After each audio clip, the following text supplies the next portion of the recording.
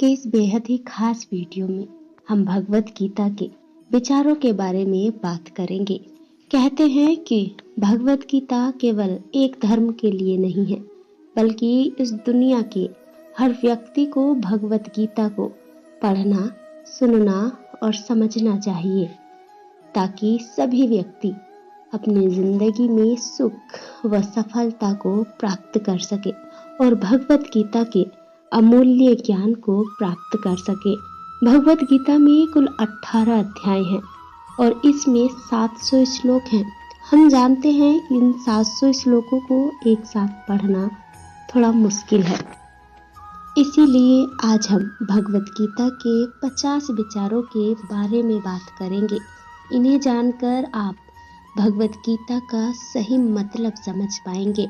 इसलिए इन विचारों को जितना हो सके हर सुबह जरूर सुने।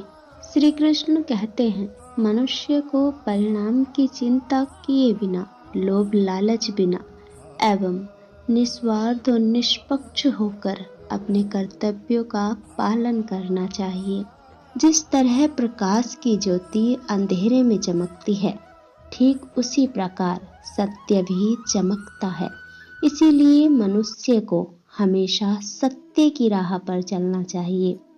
जिस प्रकार मनुष्य अपने पुराने वस्त्रों को त्याग कर नए वस्त्र धारण करता है, ठीक उसी प्रकार आत्मा पुराने व्यर्थ के शरीर को त्याग कर नए भौतिक शरीर को धारण करती है।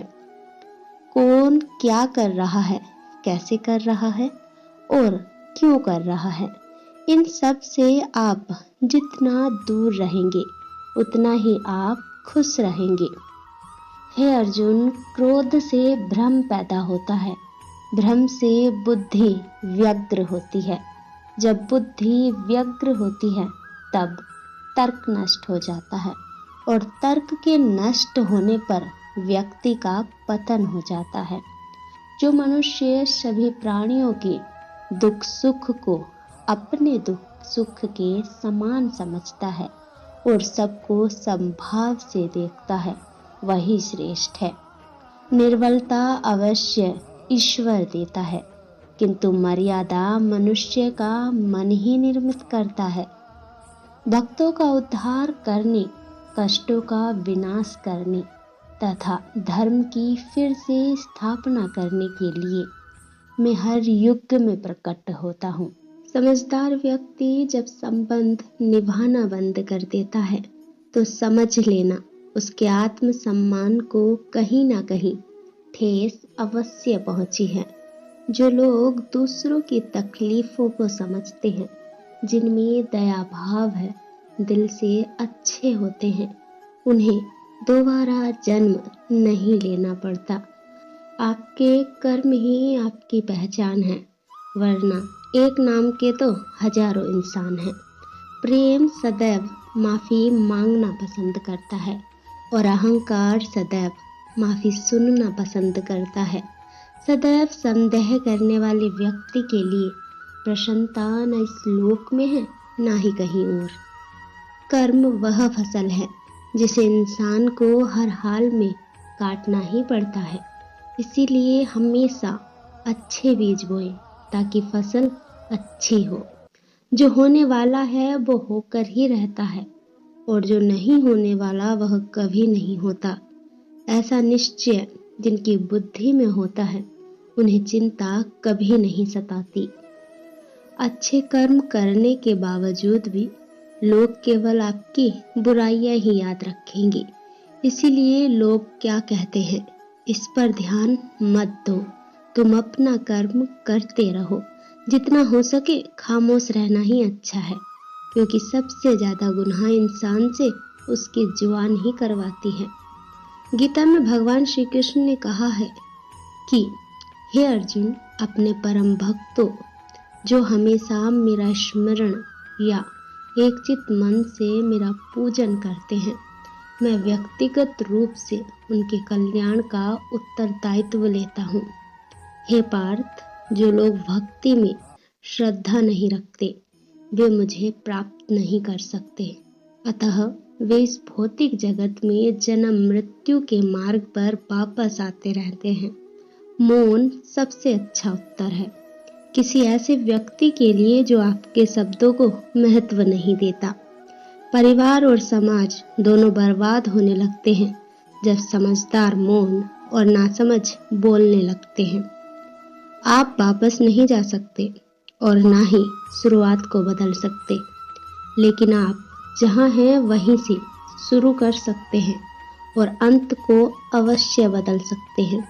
जो इंसान फल की इच्छा का त्याग कर सिर्फ कर्म पर ध्यान देता है वह अवश्य ही जीवन में सफल होता है।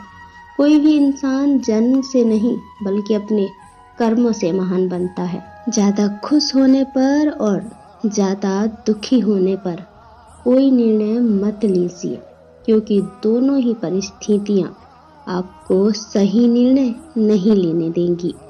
जिस इंसान के पास सब्र की ताकत है उस इंसान की ताकत का मुकाबला कोई नहीं कर सकता। सही कर्म वह नहीं जिसके परिणाम हमेशा सही हो, बल्कि सही कर्म वह है जिसका उद्देश्य कभी गलत ना हो। मैं कर सकता हूँ यह आत्मविश्वास है, लेकिन सिर्फ मैं ही कर सकता हूँ यह अहंकार है। भगवान श्री कृष्ण कहते हैं कि हे अर्जुन, क्रोध को जीतने में मौन सबसे अधिक सहायक होता है। मनुष्य अपने विश्वास से निर्मित होता है। जैसा वो विश्वास करता है वो वैसा ही बन जाता है। परिवर्तन संसार का नियम है। जिसे तुम मृत्यु समझते हो वही तो जीवन है। एक क्षण में तुम करोड़ों के स्वामी बन जाते हो और दूसरे ही क्षण में तुम दरिद्र हो जाते हो। प्रत्येक बुद्धिमान व्यक्ति को क्रोध और लोभ त्याग देना चाहिए, क्योंकि क्रोध और लोभ से आत्मा का पतन होता है। भगवान श्री कृष्ण कहते हैं कि मेरे लिए सभी प्राणी एक समान हैं, ना तो कोई मुझे अधिक पसंद है और ना ही कोई कम, लेकिन जो भी प्राणी मेरी भक्ति पूरे मन से करते हैं मैं हमेशा जरूरत पड़ने पर उनके काम आता हूँ। कोई भी मनुष्य जन्म से नहीं बल्कि अपने कर्मों से महान बनता है। जो इंसान अपने मन को बस में नहीं कर सकते उनके लिए उनका मन ही एक दुश्मन की तरह काम करता है। कोई भी प्राणी अपने कर्म से भाग नहीं सकता। अपने कर्मों का फल तो भुगतना ही पड़ता है। इसीलिए अच्छे कर्म करो ताकि फल भी अच्छा मिले। प्रिय दोस्तों, जब उम्मीदें टूटने लगे और कोई रास्ता नजर न आए तो एक बार भगवत गीता की शरण जरूर ले लेना, जिससे आपको एक अंदरूनी शक्ति मिल जाएगी।